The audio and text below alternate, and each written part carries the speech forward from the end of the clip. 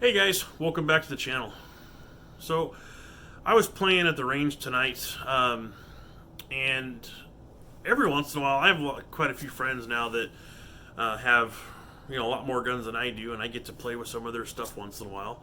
So tonight, I actually had access to three very different guns, and while I was shooting them, it occurred to me that this might be a good time to do a video so I can illustrate for new gun owners what people are talking about when they tell them what to get for a new gun. And what I mean by that is, if you're an experienced gun owner, you may be asked, like I have been asked recently. I have a friend of mine. He's really into rifles. He's never had a handgun, so he's like, okay, hey, so what would you suggest for my first handgun? And I asked him the same question that I would ask anybody else, like, well, what do you want the handgun for? Is it for strictly shooting at the range? What purpose do you want the gun for? This is what people need to ask themselves if they're going to purchase one gun. Because you go to the store and there's a lot of choices out there. And what I'll show you, so, generally there's going to be a full size, a carrier compact size, and then subcompact. And they all have their pluses and minuses too. There's no one perfect gun for everybody, despite what people want to hear. You get into something like a service size gun. This happens to be my HKBP9. These are great. So they have a long sight radius. They have a little bit more weight to them. They're able to mitigate your recoil a lot easier. It's easy to be accurate with these. And if you are comfortable with the extra weight of something like this and you're going to carry that and you have a proper belt and a proper holster and you can conceal it if you're going to conceal it, great, more power to you. I think that's a great option.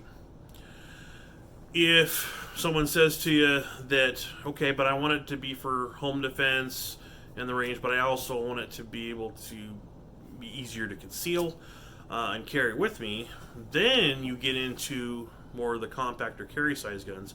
This happens to be a Taurus G2C, but as I show you all these guns, they're all representative sizes. I'm not saying get this specific model that I'm showing you tonight. But something like this still has a long enough sight radius that you're going to be able to be accurate. You're going to be able to mitigate the recoil fairly well. It's going to kick up a little bit more than the first gun I showed you, but this can lend itself into that home defense and carry gun pretty well. So it might be a good choice for you if you're just going to have the Jack of all trades one gun. If you're strictly looking for something to carry on your person, let's say you're a smaller person, or a lot of I don't mean to sound sexist, but a lot of women when they first look at a gun, they look at small guns. Something like this. This is a Sig Sauer P938, so you can see just how small this gun is in my hand. And for the YouTube police, all these guns have been cleared prior to filming. Just so you know. Something like this is much easier to hide and conceal, whether you're going to use a belly band or a pocket holster or something, than the other two guns that I showed you previously, where its shortcomings are going to come in or not shortcomings, but limitations, I should say, is going to be with that much shorter sight radius. It becomes a little bit harder to acquire your target. All three of these guns that I just showed you, by the way, are chambered in 9mm. So this is a much lighter gun than any other one. So every shot, it's going to be a little bit harder to control. So this is kind of good for, I'd say 3 to 10 yards accurately hit center mass if someone's attacking you. It's just probably not the gun that you're going to want to use if you have to shoot longer distances on a regular basis. And again, this one still can be, anything is good 3 yards. You can probably get out to 20 yards pretty easily, this if you're an average shooter. And then you're going to have a longer range of accuracy with this gun. And a lot of that's just going to depend on your experience with the guns. So I guess long story short, me personally, if it's your first firearm and you needed to do everything, I would stay something more in this realm. But that's just my opinion. Everyone's going to be a little different. I'm actually going to cut to a tabletop, representation of these guns, so you can see a little bit more what I'm talking about. And I've got some shooting footage of it too. But I'll see you guys in a little bit, and then I'll see you after we're done. But shoot safe, guys.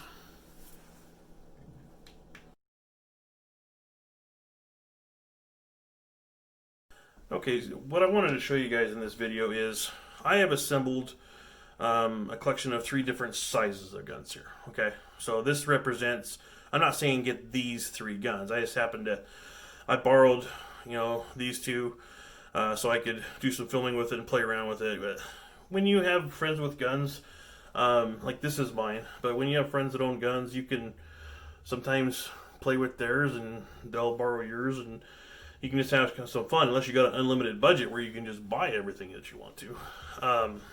But not to get too long with that, but since I happen to have these 3 sizes I can represent, I thought it'd be a good idea to do this video. So let's say you have decided to go purchase your first firearm, and here's where, when you go to the store, it could be a little confusing. My recommendation is to really decide what you want the firearm to do for you before you go purchase. And what I mean by that is, if you're looking for strictly something for home defense, you don't plan on carrying it on your person at all times, or even if you do, if you are a big enough person, or if you have the right holster and can comfortably conceal this, and you don't mind the weight of this for a daily carry, then absolutely get a full-size gun. It's going to be the most accurate of any of the 3 on here, just because it's the easiest to control. It's got a longer sight radius, so which lets you line up on your target better. If you think you want something a little bit smaller to be able to carry and conceal, but you still want it to flex in and to be your home defense gun, then maybe something in this range is going to be more the size that you're going to want. If you don't care about any of that, and you just want, if someone goes to attack you or do something, and you just want something you can pull out and defend yourself at a short, close distance, then something like this is great. I can't stress this enough. Any of these things on here are better than not having any gun on you at all if you need it.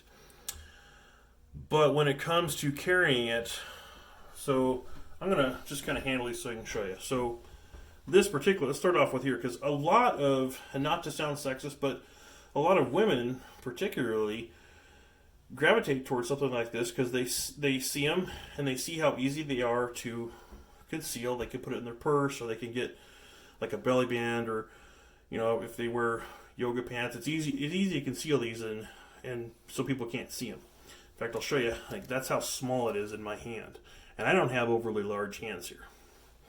So they get this, and great choice. Then they go to fire it sometimes, as my friend who owns this one did. She went to shooting it, and while she had fun with it, you can see, like, you can only get 2 fingers on here, and then your pinky kind of dangles down here, which with the proper grip, sorry, I'm left-handed, I'm showing this right-handed so you guys can see it, but you can get some control on this. But no matter what you do, especially where this one's chambered at 9mm instead of 380, this is going to have more muzzle rise. It's going to be snappier when you shoot it, so it's going to be a little harder to get back on targets. So jump up to the next size here. Now you've got your more carry style gun, and again, this is representative of lots of different guns, but this size, now you can still get a 3-finger purchase on the grip. Now this does have the pinky extension. Let me take the mag out. Some of them are still going to be like this one, where your pinky is going to kind of dangle, or you can get half your pinky on there depending on the size of your hand. But longer sight radius. This gun is overall going to be much easier to control and be accurate with than this one is, especially for an inexperienced or novice shooter. Now you go clear in the far end, your full-size service gun. Now you got a full purchase on here. This is by far going to be the easiest one to control. And realistically, for a new shooter, this is, unless you just have to be able to hide it in a very small way, probably the best size gun to start out with, in my personal opinion. However, if you need a jack of all trades, I would say go in this realm, because it can flex towards, again, the concealed or home defense better than, say, something like this on the, as far as accuracy part of it, and better than something like this on the ability to conceal it. So hopefully that makes sense to you guys. But something really to think about when you go to purchase your firearm. And I did take all three of these to the range while I had them. And I'm going to show you a video of what I'm talking about as far as control. And you'll see the difference in the muzzle rise based on the gun. And I ran all three of these with the exact same ammunition. And it's the same shooter. But there's a difference. And what I'll show you too is, let me grab the target. I used a different target for each one of these. And I just ran 3 rounds through it.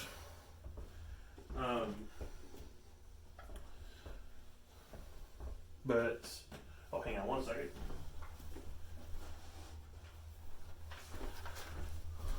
So hopefully you can see this. But as far as the targets go, so this was the 3 rounds for my full-size VP9. And I was only, just for the video, just to show you, I was only 7 yards out on these. So this is the full-size gun. This one here, your carrier compact size, still had a decent group. I did have one flyer go a little high, but you can see with the shorter sight radius, your group is starting to spread a little bit. And then when it got to the SIG, still going to be center mass, but same 3 shots. And by the way, I shot this one last so I could warm up a little bit. You can see your group got even bigger. So this kind of illustrates what I'm talking about, is ease of control.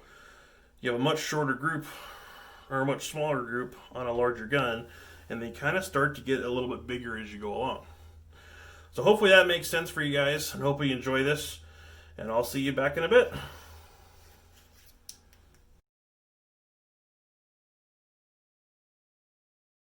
So here's going to be an image of all 3 guns being fired at the same time, just so you can see how they handle recoil differently. The smaller the gun, the lighter the gun is, the less it handles recoil, the longer it takes to get back on target. So if you have to use it in a defensive situation, keep that in mind. Most of the firearms instructors that I know would advise a brand new shooter to maybe avoid the subcompact unless they just need the smallest gun possible. The compact or the full size are much easier to control, especially for new shooters, so they're probably going to be a little safer, a little bit more well-rounded option.